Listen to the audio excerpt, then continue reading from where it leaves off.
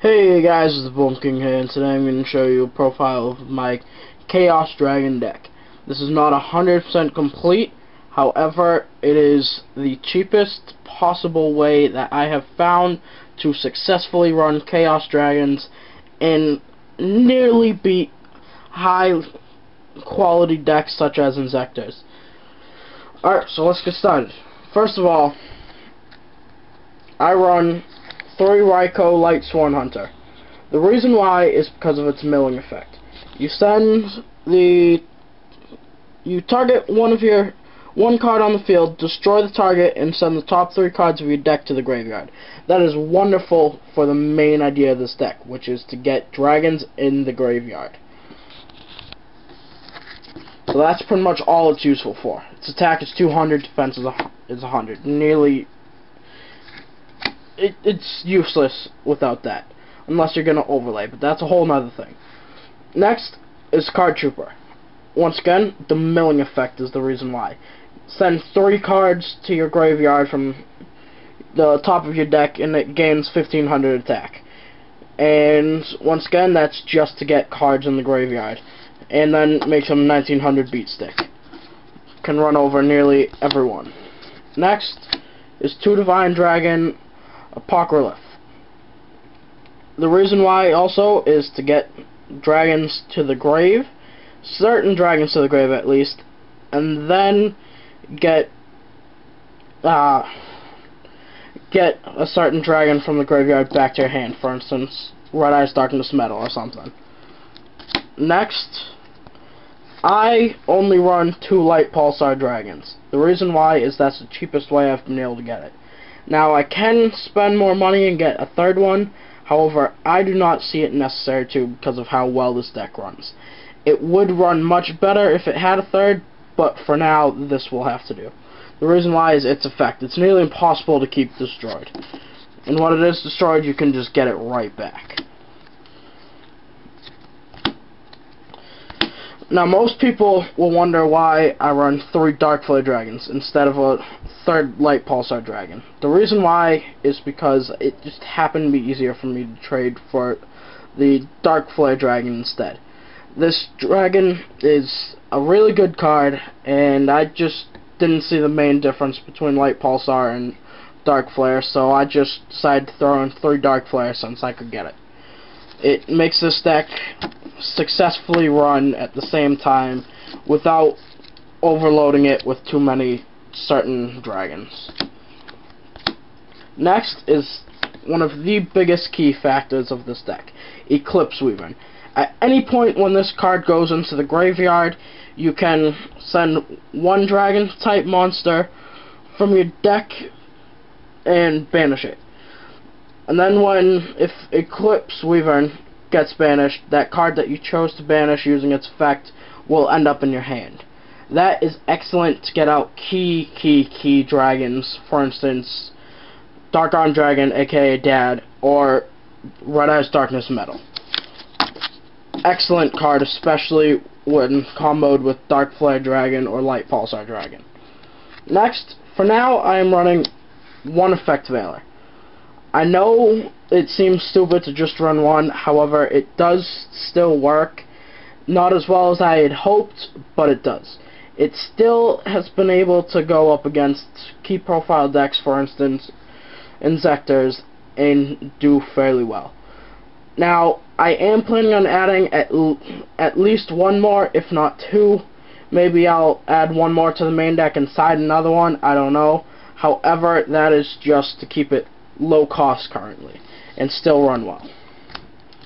Then, since the key is low cost, I run Chaos Sorcerer instead of BLS. The reason why BLS is something like, I think, $35 right now, Chaos Sorcerer is not. It is much easier to get, much cheaper, and works nearly the same. It is not as good, I will admit, however, it works for this deck very well. Of course, the next card you guys could guess, and that's because of what I mentioned it before. Dark Arm Dragon, aka Dad. This card is a beast. Simply put, it's just a beast. The reason why, it doesn't need sacrifices or anything.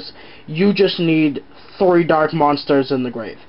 Yes, it is a pain because you need exactly 3.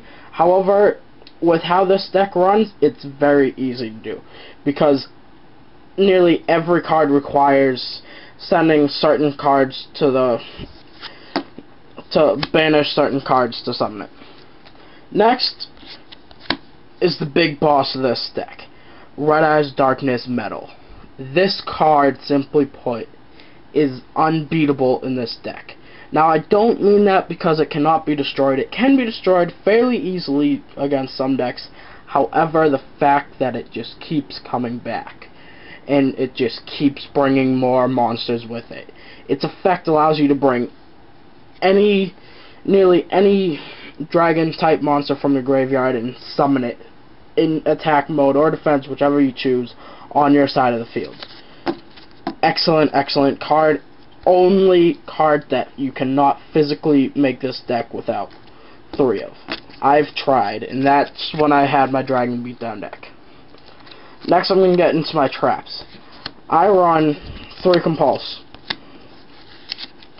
Reason why? Just a pretty basic trap. Just screws over any of your opponents. Now, I am planning on getting rid of at least one of it, and siding in maybe a Pot of Duality. However, I do not have the money for that right now. So, key is low cost, and that's what I'm keeping it at. Next is 2 Call of the Haunted. Yes, these are my last 2 trap cards, as you notice. They do work well in this. They are fairly useless. You don't really need it in this deck. However, it just helps. 1 Dark Hole. Reason why? It just helps overall. Simply put, you don't need an explanation for Dark Hole. Heavy Storm, same thing as Dark Hole. You don't really need an explanation. Just a key card. This will be sided in when I get more Pot of Dualities, or when I get them, but for now it runs well. 1 Book of Moon in this deck at all times. It will just simply shut down other decks. For instance, Insectors, summon like Dragonfly or something, Book of Moon, it effect is cancelled out pretty much for that turn. 1 Allure helps you draw and get certain cards to your hand, and then remove a card, and then you'll figure out why in a few seconds. Why that removing helps. Smash and Ground. That is normally sided in, and I normally have a Pot of Duality. However, like I mentioned, I don't have it, so for now it is in this main deck. Good card because it just allows you. Most high attack monsters have low defense, or vice versa. Any key defense monsters will just be shut down by it. Next is Lightning Vortex. Simply put, with this deck, you do not have to be scared of discarding any cards. Reason why? You can just get them right back. Lightning Vortex just destroys your enemy's field. Charge of Light Brigade just helps to get the Light Sworn out, and that's it. Monster Reborn, just because it's a Monster Reborn. You need one in every deck, simply put. Future Fusion for 5-headed dragon. Yes, I do run it in it. No, I do not try and get it out. It is simply just to get 5 dragons in the graveyard. It's just a bonus to get 5-headed dragon out if it works. 3 MST. I do normally run 2, and I change one out for Duality or something. However, right now I run 3. Reason why? Cheap deck. Cheap, great deck. I can't stress that enough. It is the cheapest deck I've ever made that has been nearly unbeatable. And finally, the reason why you don't have to be afraid of removing cards, DDR, Different Dimension Reincarnation. Great card, works wonderfully, and just will shut down your opponents. They will think that they have the upper hand when you start removing cards, and then you jump in with that. Alright, my side deck. Yes, I do have 3 proxies for Pot of Duality. However, I do not want to show you guys that because these, if you don't want a proxy, you will not have it. I don't think you can see that, but there's an X through that stamping. which makes it the duality. You guys, that's just how I run it for now, just to test it. Next, Starlight Road. Reason why, depending on what you're facing, it will help just get Stardust out. It's a key card to have in any side deck. Thunder King Ryo, simply put, because it is, once again, a key card to have. 2 Cyber Dragons, same reason as Thunder King Starlight Road. Key cards to have up against certain decks.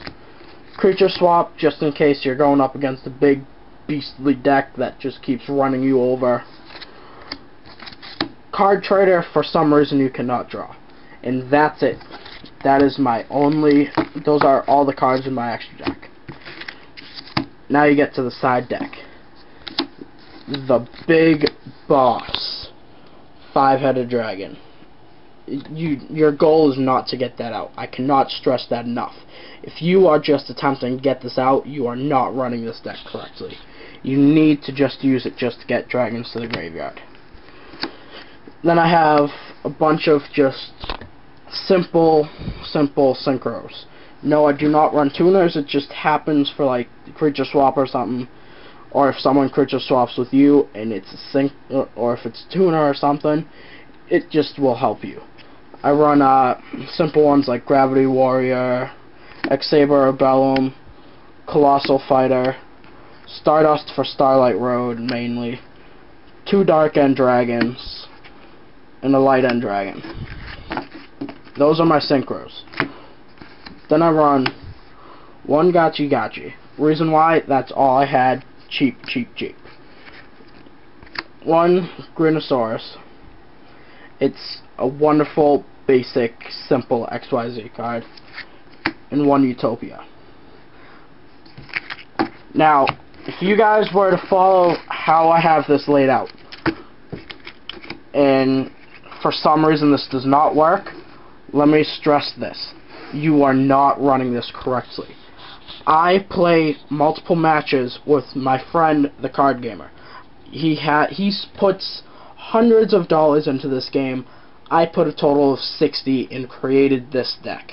And that's not even just cards like this. I've got side cards all over the place that are just useless for this deck. This deck cost me $60 to make, and that's it. Lots of these cards I got from packs, for instance Raw Yellow, or just the Dragons Collide Structure deck. This deck is cheap this way and will work. If you don't believe me, watch my video against his Insectors. This deck does work. So I hope you guys enjoyed this deck profile, and I hope to see some of you running a deck like this someday. If not, you're lost, because it's a fun, great deck. I've been the Boom King, and this is my Chaos Dragon.